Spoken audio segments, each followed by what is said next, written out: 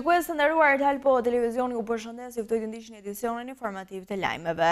Interesi i turistëve në Gjirokastër veç shëtitjes dhe njohjes së kulturës, artit e historisë është i fokusuar edhe tek bizneset që operojnë në këtë qytet, në blerjen e produkteve apo thjesht vizitës së tyre për të parë nga afër se si punohet qoftë në bizneset artizanale, por edhe në të tjera si këto. Interesi i turistëve në Gjirokastër veç shëtitjes dhe njohjes së kulturës, artit dhe historisë është i fokusuar edhe tek bizneset që operojnë në qytet, në blerjen e produkteve apo thjesht vizitës nga afër nëpër biznese dhe kryesisht tek bizneset artizanale. Turistët janë në komësive të ndryshme dhe janë shumë të dhënë pas gjërave tradicionale që ofron Gjirokastra. Për turistët, kënaqësia që të ofron qyteti i Kurt, muzeet, punishtet e artizanatit është e madhe dhe nuk urojnë për të marrë diçka prej tyre, qoftë suvenir apo lule. Unë vi nga Australia, hera e parë kam vizituar pazarin, kalan e muzeet si dhe bizneset e zonës. Është një kënaqësi e madhe të ndodhem këtu. Është vend shumë i bukur, është në kodër, i rrethuar nga pyet, çdo gjë duket shumë bukur, duke nisur nga kalaja tek gjithçka që ofron pazari. Punishtet e artizanatit janë akoma më breslënse. Unë vi nga Hollanda dhe Gjirokastra ka çdo gjë të bukur me sa kam vizituar.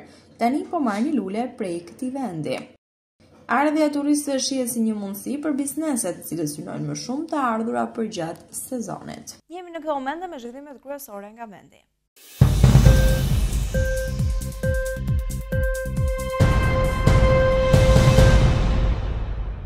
Varfëria parashikohet të ulet me 1.1% këtë vit, por sërish 20% e popullsisë së vendit do të jetë prekur nga ky fenomen, parashikon Banka Botërore në përmbledhjen e fundit që publikoi për Shqipërinë.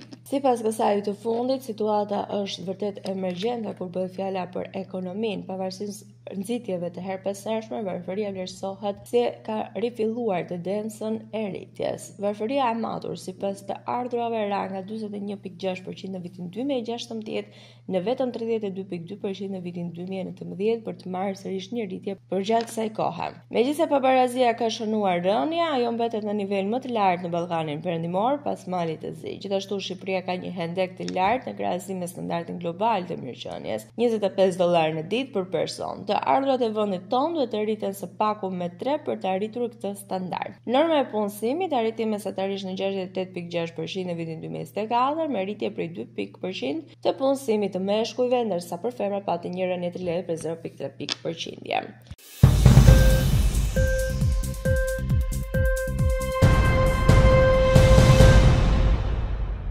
Shqipëria renditet e 10-ta në rreth 40 vende të Europës për rritjen e lartë të çmimeve të ushqimeve ndërmjet vitit 2015 deri në 2025 në muajin mars. Të dhënat që burojnë nga indeksi i harmonizuar që BE përdor për të krahasuar ndryshimin e çmimeve në Europë tregon se që nga 2015 Turqia kryesoi për rritjen e lartë të inflacionit të ushqimeve për shkak të valve të inflacionit të viteve të fundit dhe në anën tjetër Zvicra kishte rritjen më të ulët. Indeksi shqiptar i çmimeve të ushqimeve dhe pijeve jo alkolike shënoi në mars të këtij viti 167%, çka do të thotë se nga viti 2015 deri në mars 2025 çmimet e ushqimeve në Shqipëri janë rritur me 67% nga nivelet më të larta në Europë. Çmimet e ushqimeve në Shqipëri u rritën 14% më shumë se mesatarja e BE-s në këtë periudhë. Eurostat e rendit Shqipërinë në vendin e 10 në 40 ekonomi, teksa para nesh renditen vende me zhvillime jo të zakonta, me inflacion shumë të lartë si Turqia me 1470 dhe Hungaria me 210.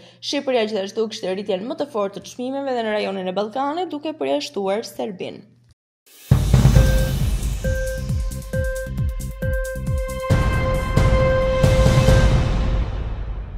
Ndërsa sektori i turizmit po përballet çdo ditë më shumë me mungesë të fuqisë punëtore, një pjesë e mirë po zgjedhin që përmes punojësve nga Filipinet apo vende të tjera të marrin dhe t'i sjellin në Shqipëri në sektor të ndryshëm, qoftë kulinari, hoteleri, akomodim. Ndërsa kërkohet nga turoperatorët marrje masër serioze nga qeveria që kjo situatë mos vijojë, por të jetë të pranishëm qytetarë shqiptar ata të cilët të mund të punojnë.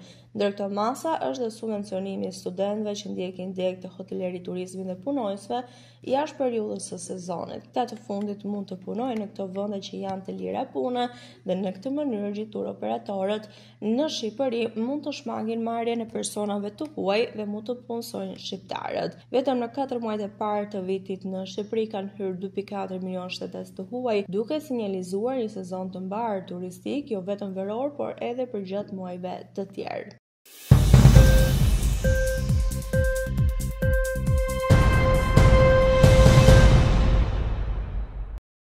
Miliarderi i teknologjisë Elon Musk ka njoftuar se po largohet nga administrata e presidentit të Shteteve të Bashkuara Donald Trump, ku drejtoi një projekt themelor për të ulur kostot në qeverinë federale. Ndërsa koha ime planifikuar se punonjës i posaçëm qeveritar po mbaron, duhet të falenderoj presidentin Trump për mundësinë, ka thënë ai. Misioni do të forcohet vetëm me kalimin e kohës, ndërsa bëhet në mënyrë jetese në të gjithë qeverinë, ka thënë Musk.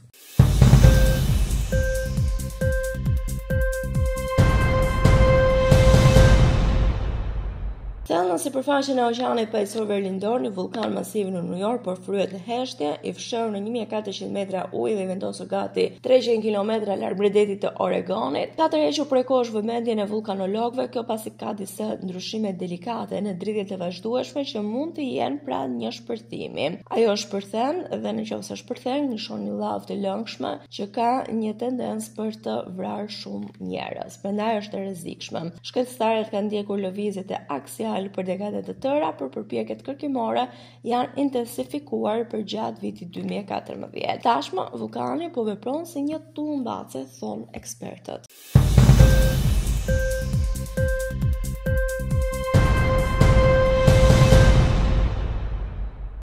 Ishte gjithçka e përgatitur për këtë edicion informativ lajmesh. Unë ju falenderoj për vëmendjen tuaj. Bashkë mirupafshim.